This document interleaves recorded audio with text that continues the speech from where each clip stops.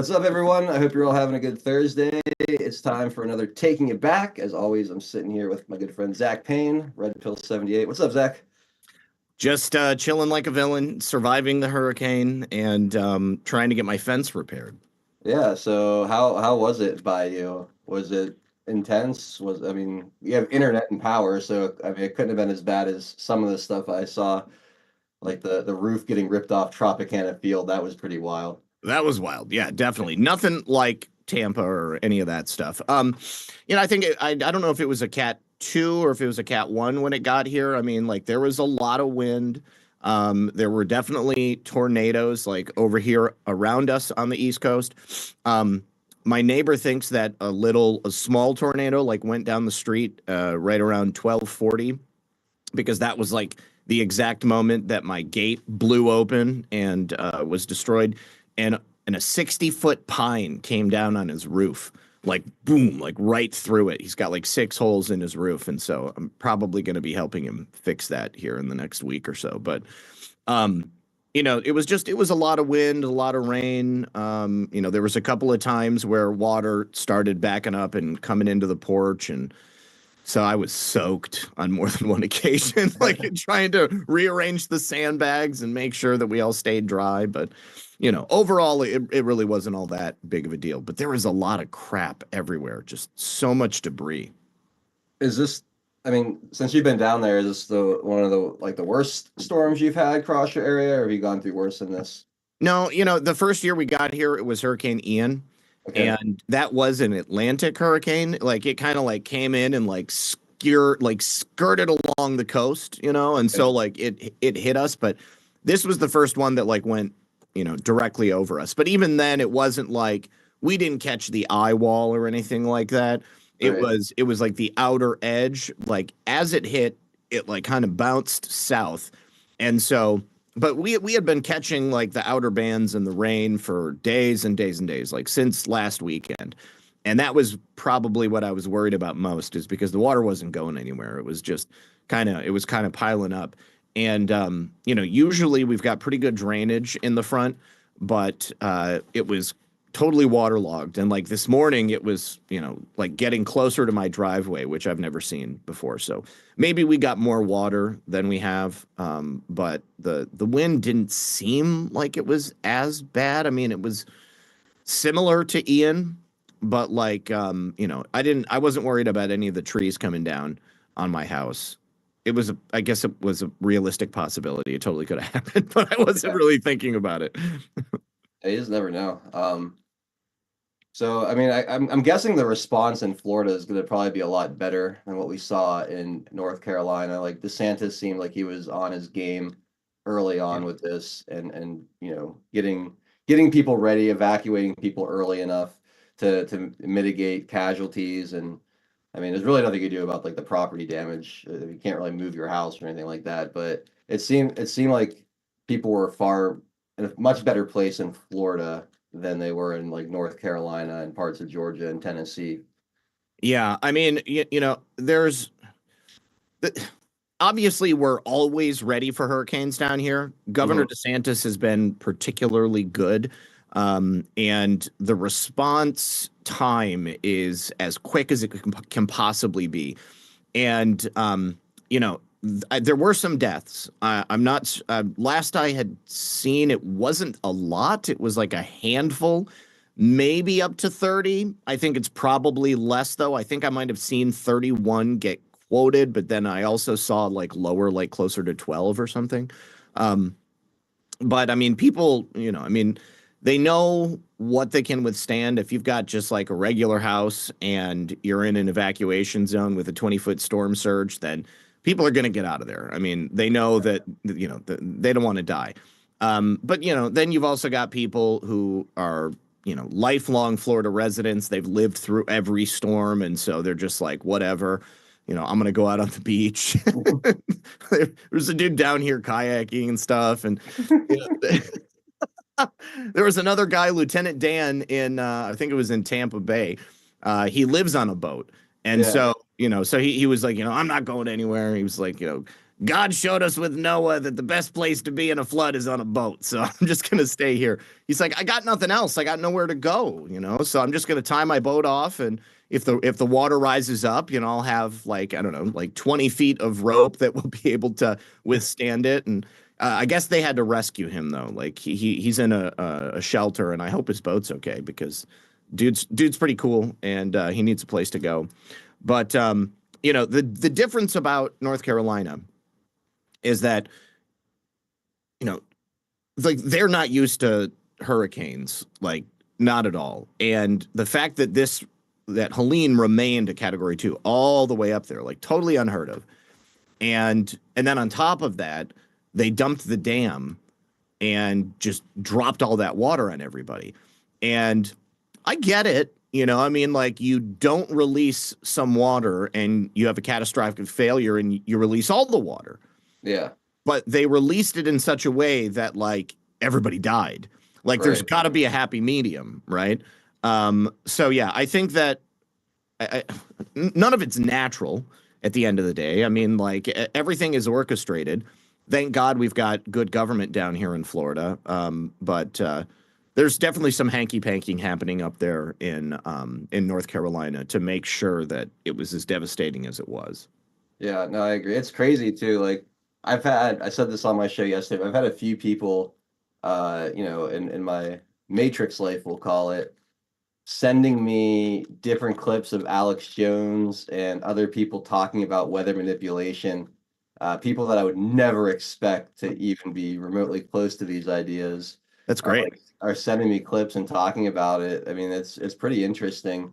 You have MTG putting stuff out there, which I think lends another level of credibility to the topic. It's true. People are pulling up clips of John Brennan talking about it in the past. People are bringing up all kind of old stuff in conversations, testimonies, things like that. So this is Glenn Beck just did a whole show on it. Glenn Beck. Yeah, Glenn Beck. Yeah, I didn't yeah, know that. So yeah. that's It's new. I haven't seen it. I just saw that he released it. But yeah, you're right. I mean, like this is not new. It's not a new subject. This has been going on for decades. I mean, for over 120 plus 30 years, over 130 years, mankind has been developing methodologies to manipulate, control, and weaponize the weather. And so it's nothing new. The only thing that's new is that a lot of people are finally realizing it and they're waking up to it. And that's beautiful more than anything else. I mean, people have become so based in general in recent years. And that's a beautiful thing, I mean, and I want to thank Kamala Harris and Joe Biden for helping to make that happen. yeah, right. The best red pillars on earth. Hmm. Um, what I love too is the hurricane, the whole thing with DeSantis. It kind of um, showed the rift between Biden and Kamala. Like Kamala Harris was trying to politicize it, like getting all upset, saying, DeSantis is ignoring my phone calls, this, that. Then DeSantis comes out and he says, she's never called me for a single hurricane, in the 3.5 years she's been in office. He's like, I've worked with Biden, I'm working with the federal government, but it's not about her, basically. And then Joe Biden comes out later that day too and says, yeah, DeSantis is doing a great job. We've been in contact. Clearly, there's a major rift between Biden and Kamala. It's starting to spill over into the public. I love it. I love it. I wonder what other kind of jabs and barbs they're going to be throwing at each other over the next few weeks as we head to November 5th, Zach. I've got two of them for you. Yeah. When Kamala was on The View, Joe Biden did an impromptu press conference and overshadowed her. So, like, people had to decide: are they going to tune into Joe Biden? Like he in the press briefing room, Adel. I mean, I don't think he's done that any time during his presidency. First that I'm aware of. And he Right. went in there and did it. So, I mean, it's the kind of thing that people are going to be like, oh, geez, maybe we should watch this. And then likewise, Kamala Harris was doing a press conference on a different day talking about the hurricane. And Joe Biden again scheduled his own press conference to talk about hurricane related stuff. And I think that might have been the one where he was like, oh, yeah, DeSantis, he's doing a great job. That's hilarious. So, yeah, so it like CNN was torn. They were supposed to be covering Kamala Harris, But then because Joe Biden did his press conference, they had to make the decision and switch over to Joe Biden instead. So I think it's quite clear that Joe Biden hates Kamala Harris. Yeah, Probably as much as he hates Trump. yeah, probably maybe even more, honestly. Mhm. Maybe even more. Yeah, we'll have to keep an eye on that and see what else he does. Wouldn't that be something if he ends up sabotaging the entire ticket? Joe Biden ends up sabotaging the entire ticket out of spite. That would be wonderful. I mean, I get the feeling that's what he's kind of doing. I mean, like, she definitely ran a coup against him. I Hmm. mean, she got the support for the 25th Amendment. They went to him and, said, hey, either you do this, coronate me, or we're going to remove you, and they're going to put me in there anyways. Yeah. So what do you want your legacy to be? Be the only president that's been removed by the 25th Amendment? And so, he really had no choice.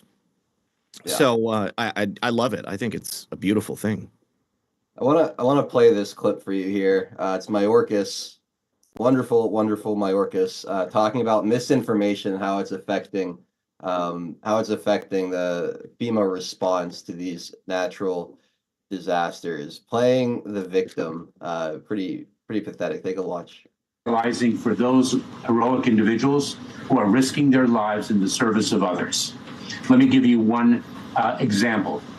There is false information that federal employees who are there to help people will actually take their land.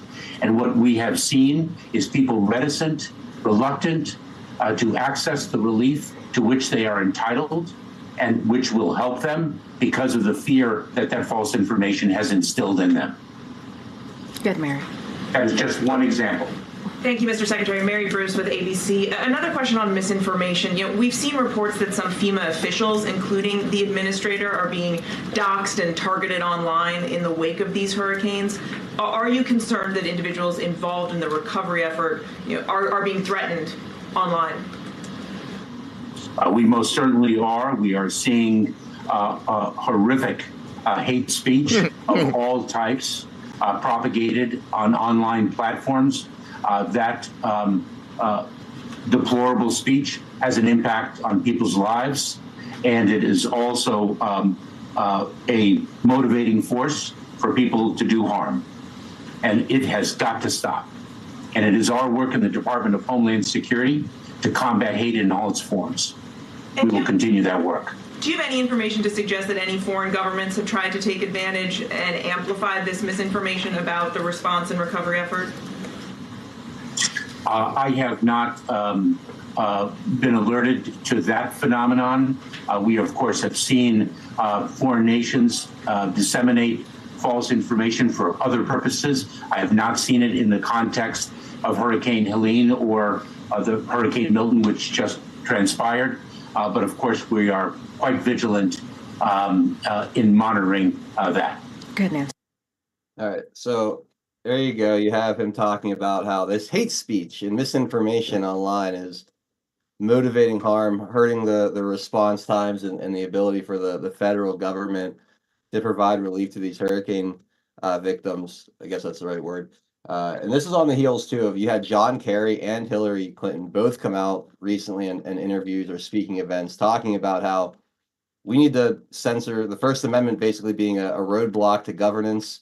Hillary Clinton saying that if we don't eliminate Section 230 and hold these social media platforms to account, then we lose total control. She said, "I'm not sure who the we is." She said "we," and she's not in government, so maybe that's just crazy. I was making the point on my show earlier. If we say they, everyone's like, "Oh, who's they? Crazy." Well, there's Hillary Clinton saying "we" from a non-government position. So What I do you don't know. mean, Yeah, you people? yeah. Anyway, it feels like they're setting this up, and I think my buddy Pinata made this comment on the show the other day. I think they're setting this up to be like one of the triggers or one of the driving factors as to why we need to control speech online. Look at what happened during the hurricane. If they are to win in this upcoming election. I absolutely agree. I mean, like, everything that they've done has been a signal as to why they're going to curtail our freedoms and our liberties in the future if they're successful. And undoubtedly, this type of thing, branding people being angry as hate speech speaking out in justified, righteous indignation. They don't want to hear that. They're not interested in that stuff. And, frankly, fuck your feelings, Alejandro Mayorkas. Like, I don't care how much you don't like people giving you the truth and talking about what the hell is really going on. I mean, there is ample evidence to suggest that what people are saying is happening is exactly what's happening. And the money that he's talking about, the $750, I mean, that is a loan. Okay. And you got to sign a contract when you accept that $750 and you have to give it back. Otherwise, FEMA can seize your property, seize something in justification for you not paying that back. That information is from former FEMA employees. Also, it is written in FEMA's charter that in the case of a natural disaster, they can also seize your property by eminent domain. If they so see it as justified, they can go ahead and do it. So you might not even have taken the $750, and they could just say, like, guess what? This is now considered to be an environmental hazard and a natural disaster, and it's never going to recover. So we're just going to take it, and maybe we'll give you something in exchange for it, but probably not. It's crazy. What the ridiculous power that some of these agencies have and what they can do in response to these events. Anna Paulina Luna apparently is working to get some more relief. She's just got off the phone with President Biden. He's personally overseeing that FEMA does not create problems with the debris removal and is supportive of the $15 billion in FEMA funds only for hurricane victims. If Congress goes into special session, we can get it passed immediately, and says Speaker Johnson is working on it. So we'll see if that goes through. It'll be interesting too to see if there's any Democrats out there that try to block disaster relief for actual tax-paying Americans. That'll be interesting. I'm always curious as to see how low the Democrats will sink in the things that they'll vote against. We've seen them vote against removing rapists and murderers out of the country, and crazy stuff like that in the past. So I just wonder. I wonder how this one will sit on the Democrats too. I mean, it wouldn't surprise me. Nothing would surprise me. I mean, they already have stated that the money isn't there, even though they recently found a $7 billion FEMA fund that's untouched. I mean, it was for disasters back in 2012, which have long since passed. Okay, so that money's just been sitting there, growing interest and getting fatter by the day. So the money is there, and even better. Just stop sending money overseas. Stop sending money to other countries. Stop funding endless wars. Stop funding both sides and international conflicts that the United States doesn't have any direct, dog in that fight, and just use it for people here in this country. I mean, take care of our citizens, or don't. I mean, honestly, I'm happy if they don't, because Donald Trump will, and Donald Trump will come back. All of these wrongs will be set right, and things will get evened out. And, as it appears, I mean, the people of these regions that have been hardest hit, I mean, they have been getting along just fine. They've been helping each other, and they don't need FEMA. I mean, I don't know where Alejandro Mayorkas is. He's probably sitting in Nashville, if I had to guess, because that's as far west as I've seen any of these people go. The people who are in the far western North Carolina, there's no National Guard. There's no military presence. There's no FEMA presence. All it is just individuals, private citizens. Is it incompetence, or is it something more sinister as far as the lack of help for these people? Well, I think that you don't necessarily have to choose one or the other. I mean, by its very nature, bureaucracy is incompetent. But there certainly is a direct level of malfeasance that's going on. There is some information I'm going to talk about on my show in the next hour that points directly to that. And I think that it's undeniable that the region of North Carolina that was hardest hit was undeniably Trump country. I mean, those were people who were already going to be supporting Trump. His support in that region had only grown since 2016. Likely, it's grown all across the state. But they have intentionally, I think, destroyed the lives of so many people simply because they were supporters of Donald Trump. And I think that they have intentionally done that over and over again throughout Joe Biden's administration. I mean, the messaging has always been, that we're evil. Trump supporters are insurrectionists. We're right-wing radicals. And what is it? Maxine Waters said that people were living up in the Appalachian Hills, forming militias, getting ready to go to Washington, D.C. and kill people like her. People with brown skin. It's all based off of, the January 6th narrative too, which again is falling apart. I don't know if you saw it. I didn't see the whole clip. I don't have it to play, but um, IG Horowitz, I think, was testifying in front of Congress the other day, and they were trying to ask him, he's coming out of the report about how many undercover federal agents that were addressed as Trump supporters involved or in there. And he said that that information's in the report, but it won't be coming out basically till after That's right.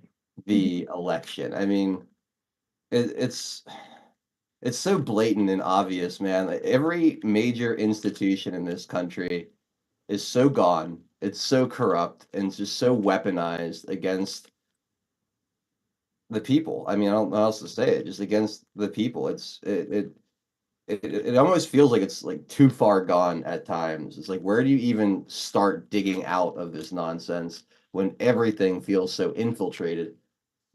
Well, I think that the only way to do that is once Donald Trump comes back, we have to have a whole-scale cleansing. I mean, there has to be a purge of government employees and a shutdown of major sections of the federal bureaucracy, because I think that many of them are redundant. There is no need for them to exist.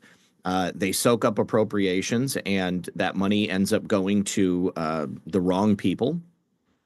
One of the biggest lessons from the Biden administration has been that states on their own do a much better job of some of these specialized areas that federal agencies have always had the jurisdiction over. I mean, the border is an excellent example. Disaster response now is another. Why in the hell does FEMA even exist? I mean, their sole focus throughout the Biden regime seems to have been the importation and the embedding of illegals and people of various statuses from other countries all throughout the United States. It certainly hasn't been disaster response. I mean, how are they responding to this disaster right now? The vast majority of people that have been affected by Hurricane Helene have not received the help or the assistance in any way. And the people who are able to get to an internet connection or, have a phone or something like that, or, have an ID, they're getting turned down for that paltry $750, which wouldn't, frankly, do much of anything for people who have lost everything. There was a story that I saw earlier. The daughter of a North Carolina mayor, a Western North Carolina mayor, her house was totally flooded up to the second floor. She applied for $300 and they turned her down. And because she didn't have an ID, because of course it got washed away in the flood that had waterlogged her home. And this is a familiar story. I mean, so many people over and over and over again, I mean, it's like, it's a slap in the face. And I think that they're fully aware of how far gone it is, how incompetent they appear, and how much the American people hate them and distrust them. And they are dug in so far, they can't turn around, because to turn around at all is to point at Donald Trump and say he was right. He was right the entire time, or to say that we were right. They have to destroy America so that they can turn it into a communist utopia. And the only way to do that is, straight through the crucible, man. They've really got to fuck it up if they're going to completely disrupt the system and force the American people to be dependent on the government in every respect, to take away our rights, to convince people that they have some plausible reason to shut down speech to a greater degree, shut down movement, take away private property. I mean, they've already got judicial nominees galore that they're trying to put on the bench before Donald Trump gets into office that are communists. I mean, they're people who don't believe in private property. They want everything to be in the hands of the state. And they've done a great job throughout the years, subtly and gradually filling in all of these positions throughout various levels of government with the people that they need that will be there to help pick up the pieces and create this new form of government that they want to instill in America. And they're on the cusp of either successfully completing their mission or losing everything and getting lined up against the wall. Yeah, no, I completely agree. Is Mayorkas the most evil person in the entire administration, in your opinion? Like, you look at a lot of this shit that's going wrong, the border, obviously, under his watch, Secret Service, we've seen now two assassination attempts on Donald Trump.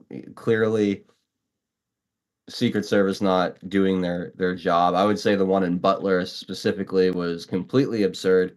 And then even the one on the golf course. I mean, how does that guy get there? How does that guy know to be there? How does like? So I wonder like is he? And then you even look at he tried to set up a Ministry of Truth at one point through DHHS. Like is he the like the hidden, not hidden because he's out there, but do you look at him as a special character in all of this? Like, is he driving things, or is he just another useful idiot holding a position? I think evil begets evil. And in order for Joe Biden to fill all of those positions, he would be looking for ideologues along the lines of Alejandro Mayorkas, people with a similar sort of set of ideas and beliefs. And so I think pretty universally, I don't know of a Biden appointee in a secretary or cabinet level position like that I wouldn't consider to be evil. So I don't know if it's possible to ascribe an extra level of evil to him. I think the DHS as an agency should not exist. And historically, the people who are running the DHS are fairly similar to Alejandro Mayorkas. I mean, they're people who, by their very nature, want to crush the American spirit, and that's what's required to run an agency like that. So I think that they should be disbanded. Yeah, so I don't know if I can say that he is the most evil, but he is a bad man. Very, very bad. I think he hates America. That's fair. All right, let's take a minute. We're at the halfway point here. We have a couple sponsors. First one is our friends at Pet Club. So we'll be back in a few minutes. It's widely known that the body's own immune system is a God-given first responder to help us deal with the smallest of concerns to the most catastrophic. Our friends at Pet Club 24/7 have developed natural products that contain the most potent strain of mushroom that's been used for thousands of years to support the immune system. So visit the website today to discover how they're changing the way that pets and people are being treated for the better.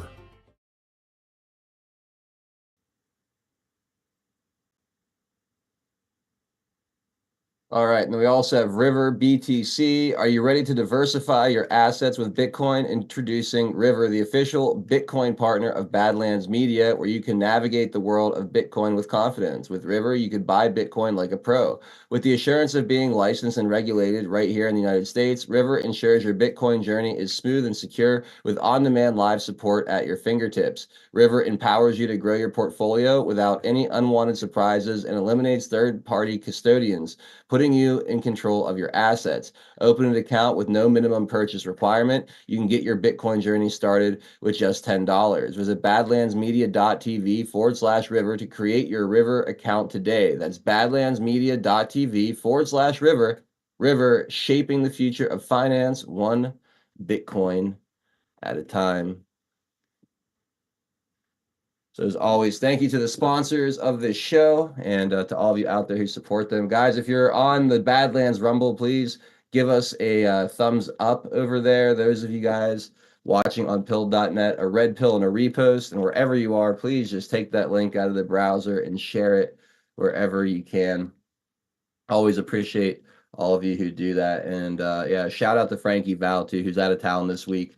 I know I keep saying hopefully next week, but it's been a weird month for Frank. So hopefully we'll get him back soon.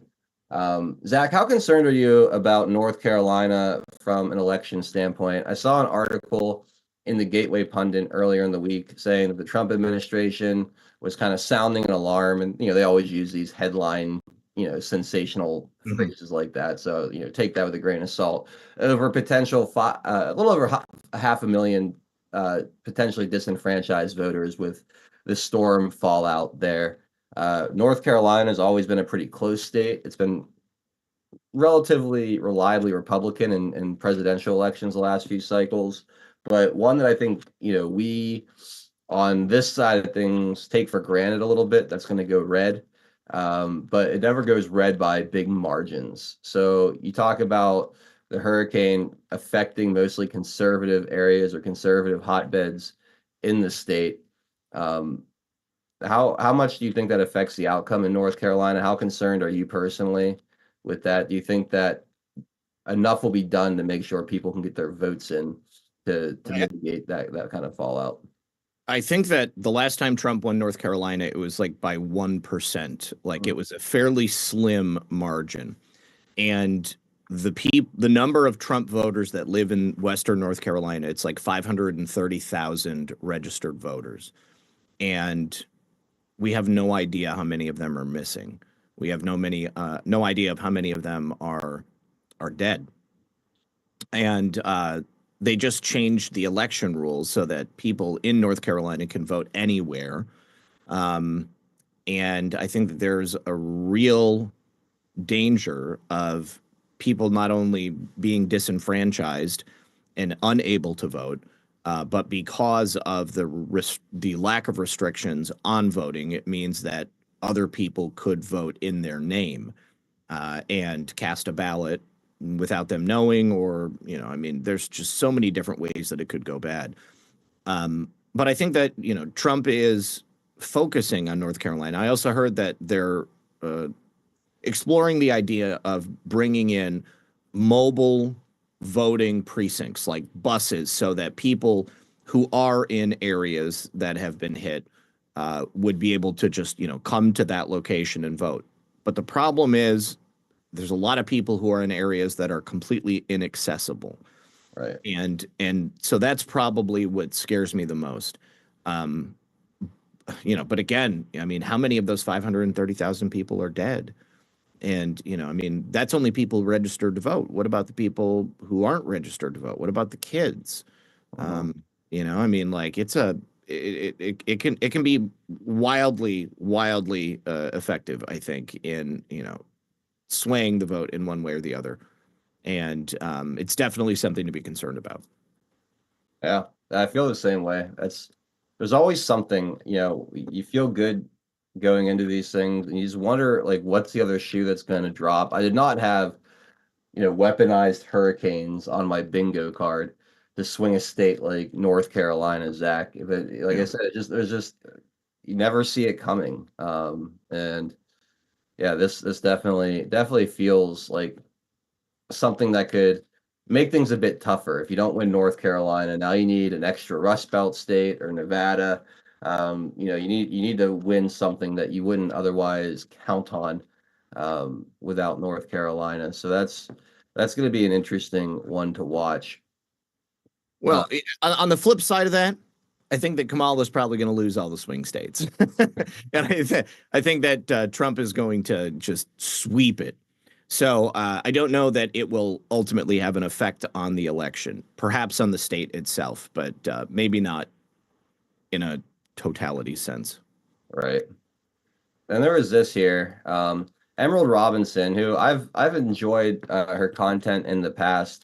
She says, anyone who thinks Trump will win next month because his share of the vote is too big to rig is a moron.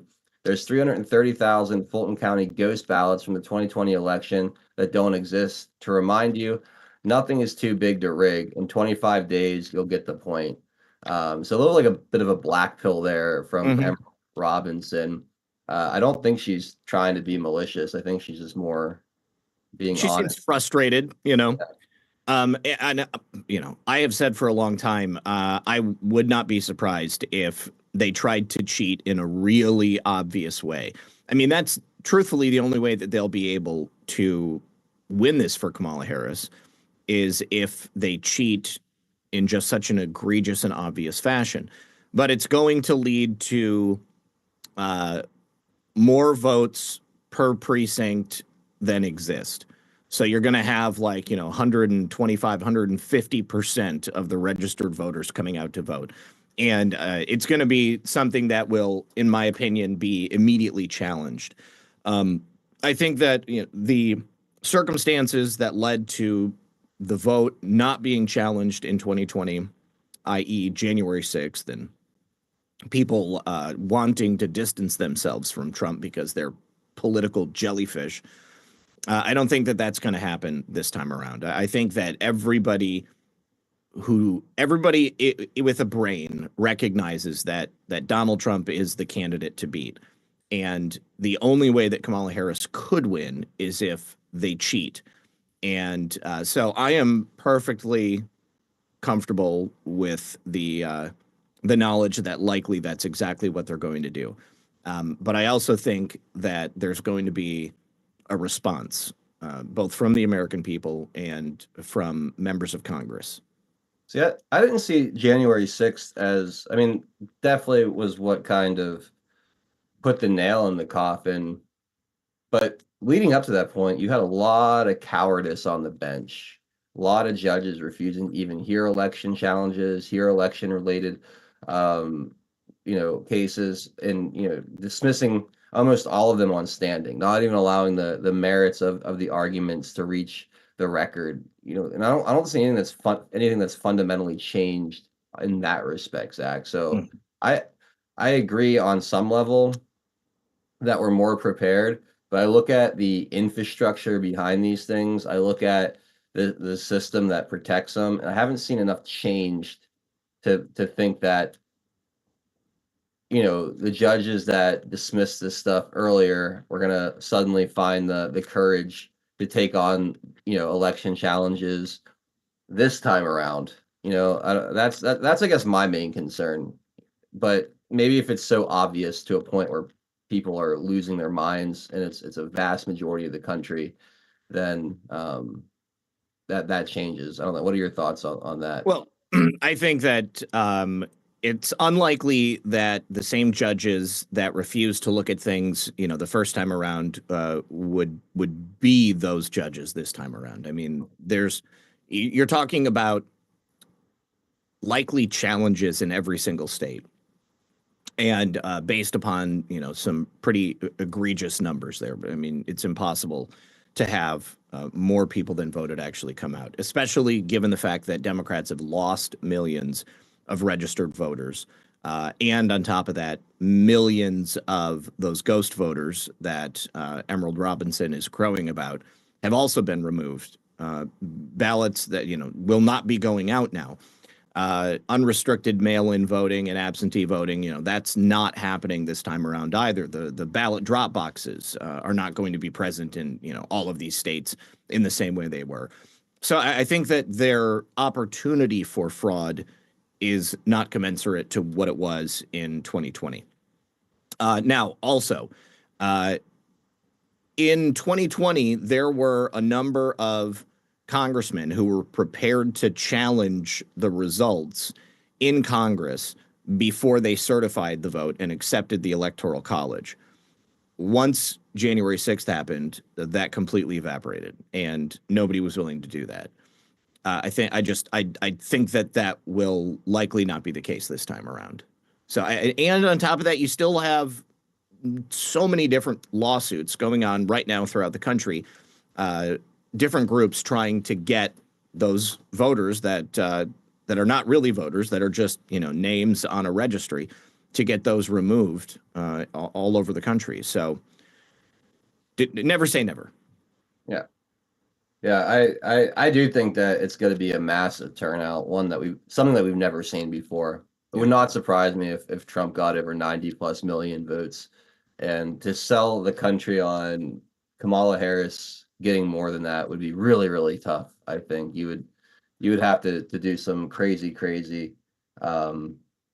things to sell that to the American people. And the other big thing too is having Twitter kind of unleashed during Mhm. the election, right? Because last time you couldn't even say like hammer or scorecard or something like that into Twitter without losing your account or getting a community note or just it denying you the ability to post. Like it was a completely different landscape from a social media and public square standpoint too. So I do think that we are miles ahead of where we were in the 2020 election as far as having the tools and the ability to fight back against the inevitable fraud that they're going to try to um the cheating that they're going to try to do in this election. So I'm optimistic, Zach. I especially looking at the latest poll numbers too. Trump is polling so much better than he was back in 2020, even with the fake polls. Like Quinnipiac just came out with numbers the other day that were really good for Donald Trump. He was up in Michigan and Wisconsin in a Quinnipiac poll. The Rasmussen poll had him up nationally by a few points too. I mean, not only is he polling to win most of the swing states, but he's looking good for the popular vote as well. He's making major inroads in blue states. He's making major inroads with the Black and Latino communities. He's like all with young people as well, which typically are more reliably Democrat. He seems to be resonating more with young people too. Uh, Mhm. he's on every level making up ground while maintaining the enthusiasm from his high propensity voters too. I mean, it's coming together like a perfect storm for what could be a massive landslide or something that legitimately is just too big to rig, overwhelmingly too big to rig. And I think that Emerald is thinking about it with a rather narrow scope of view. Hmm. I mean, it will be too big to rig because the vast majority of America, 2/3, perhaps 3/4, are going to vote for Donald Trump. And that likelihood is what will make it impossible for them to cheat successfully, even if they do. Even if they do. I mean, there are just going to be so many volumes of people that will be coming out for Donald Trump and will be openly supporting him and will also be very, very, very, very angry if they try to steal it again. Because what will that do? That will automatically prove to every single person who wouldn't listen to us back in 2020, who instead of voting Democrat are now voting Republican, Donald Trump, and they're going to see that happen and they're going to be like, okay, you guys weren't crazy, except now they're not stealing your vote. They're stealing my vote too. And are we going to stand for it? I don't think so. Yeah. Yeah, I don't think so either. The other thing that gives me confidence is they tried to kill him, Zach, twice now. Like, They do they do did. that? Do they do that if they're winning? I don't No, I don't think so. You know what I no. mean? Like you just have to look at the way they're behaving. When they send an assassin at him, that means they're panicked to the point where they think the only option to actually defeat him is to put a bullet in his head. Yep. So that gives me some confidence. And then also I don't think they sent Kamala Harris on this media blitz that she did recently to make a fool of herself Sure. if they thought that they could just hide her in the basement and be okay, because clearly she doesn't have the ability to have a normal conversation like a normal human being. I mean, she really helped out the Trump campaign over the past 48 hours with some of these interviews. She Going on did. The View, they tossed her the softball. Is there anything you would change or do differently? And she Nothing. says, not a thing comes to mind. Oh, She's so disconnected from reality and the plight of the American people. And I mean, like when she showed up to Georgia to visit Hurricane Helene victims and survey their destroyed lives and homes and property, and she's wearing a $62,000 belt and a Tiffany necklace that's, tens of thousands of dollars as well. I mean, like, how tone deaf do you have to be? And when she went on Colbert and cracked a Miller High Life, anybody here think that Kamala Harris is drinking Miller High Life in her off time? I mean, no. I mean, that was clearly a pandering ploy to try to appeal to, just the average American who can't afford anything other than Miller High Life, and will Right. drink it begrudgingly simply because it's in the fridge. Right. I mean, like, it's disgusting. It really is. It really is. And that's all on the heels too of the 60 Minutes interview where they literally were editing her answers. And Donald Trump's been going off on this topic, and rightfully so, because they do the opposite to him, where they take him out of context to make him look bad. Here's what he said. He said, "I've never seen this before, but the producers of 60 Minutes sliced and diced, cut and pasted Lion Kamala's answers to questions, which were virtually incoherent over and over again, some by as many as 4 times in a single sentence or thought, all in an effort possibly illegal as part of the news division, which must be licensed to make her look more presidential or at least better. It may also be a major campaign finance violation. This is a stain on the reputation of 60 Minutes that is not recoverable. It will always remain with this once storied brand. I have never heard of such a thing being done in news. It is the very definition of fake news. The public is owed a major and immediate apology. This is an open and shut case and must be investigated starting today." And I thought that was interesting, as far as it being a campaign finance violation, because essentially what you have CBS News doing as a corporation by editing her answers to make her look more favorable is it's no longer news or an interview. It's essentially a 45-minute campaign ad. Yep. Right. Yeah. And if you look at that as what their airtime is worth, if you're paying for advertisements, that's an enormous in-kind donation to their campaign. Huge. Yeah. So I don't know. I'm not going to hold my breath and wait for the FEC to investigate or do something about this, at least not in the immediate future.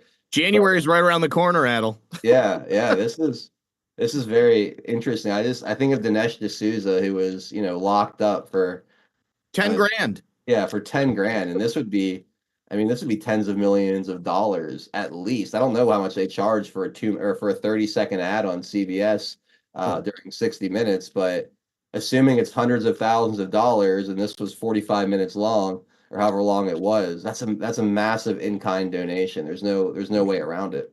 Yeah, no, I mean, he's spot on. And, initially when I saw the interview before they chopped and screwed it, I mean, and they might have even edited her answers initially when they released it, but she still looked horrible.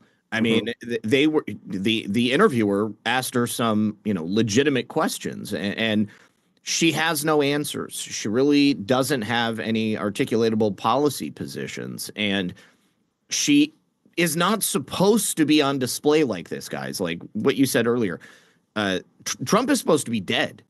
Okay, they were supposed to have assassinated him already, and Kamala Harris never would have had to answer any tough questions. But now, because he's clearly whipping the tar off of her, she is attempting to do what she can, but she is so spectacularly bad. Remember, she got the least number of votes of any primary candidate in history when she ran back in 2020, and she dropped out quicker than anybody else. Yeah, she is just simply not the girl. Yeah, she's talentless. She's completely talentless and completely unlikable. Like there's just nothing relatable about her, and there's absolutely she doesn't have the ability to just riff. Like when her teleprompter died at that rally, oh my God, that was one of the most cringy, awful things I've ever seen. Like it's just deer in the headlights, Zach. Like, what do I do now? I don't know. I don't have the words telling me what to say. We'll wrap up with this because I know you got to get going here in a few minutes. But Trump just announced that he's planning to do rallies or a rally at Madison Square Garden. That's epic. And I think he's planning on doing it like a week before the election or 10 days before the election. I think I saw October 27th might be the day. That's a big, I think, middle finger, right, to the entire establishment, going right into the belly of the beast and holding a major campaign event right before the election. I don't know. I don't see him winning New York. I think like that's a real long shot.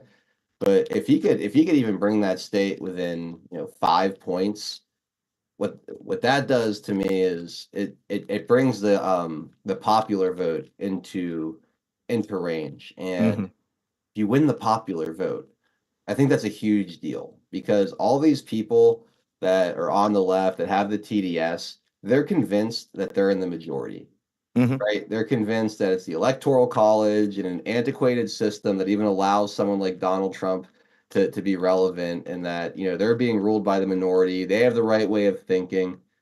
If they lose the popular vote, it is a paradigm shifting moment in this country. It is a new perspective for all of these people. Like, wait a minute, we're actually in the minority. They have to rethink everything at that point. I mean, technically, there are more registered Republicans in America than there are registered Democrats now. And that's like the first time that's happened in like 50 years. So I think that there is a distinct possibility that he will win the popular vote. That he's going to win the popular vote and he's going to win the Electoral College. And it is going to be a big blast in their ass.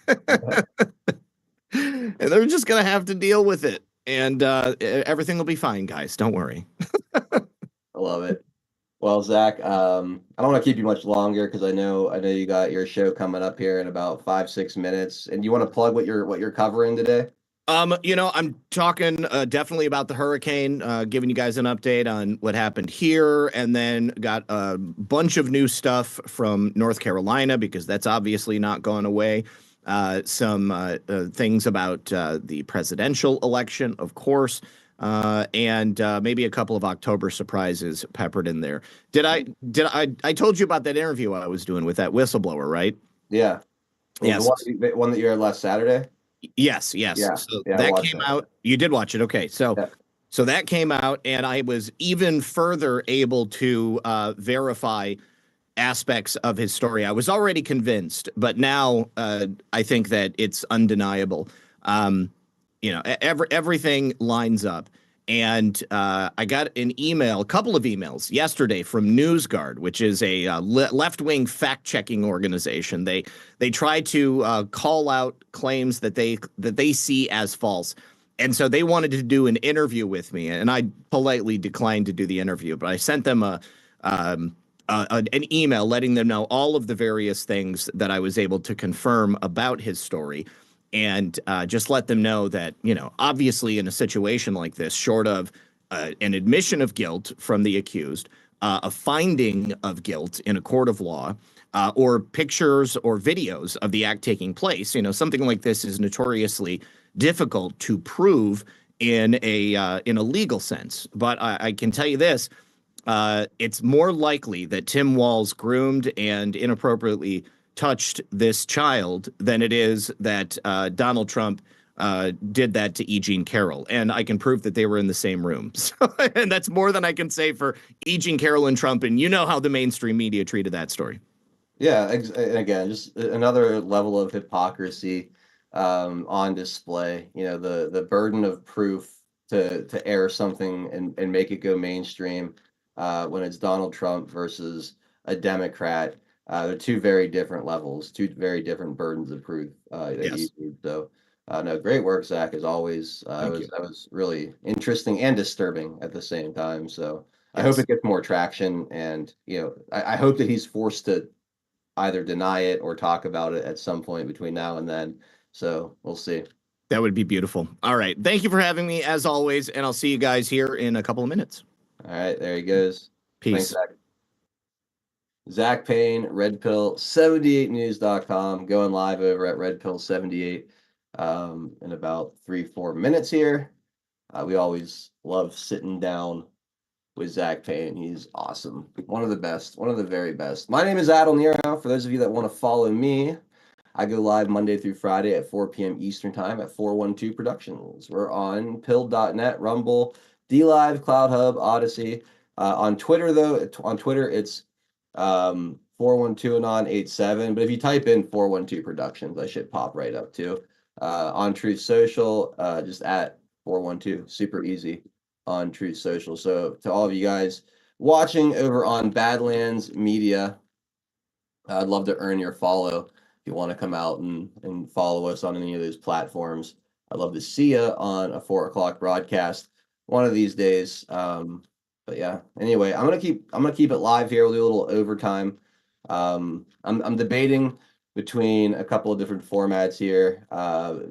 OMG just released their Line in the Sand documentary, which is available. I was thinking about doing a little watch party for like the first hour of that as our overtime, or maybe I got some election integrity stuff to go through, potentially do that, or maybe just open up the lines and take some calls. We'll see.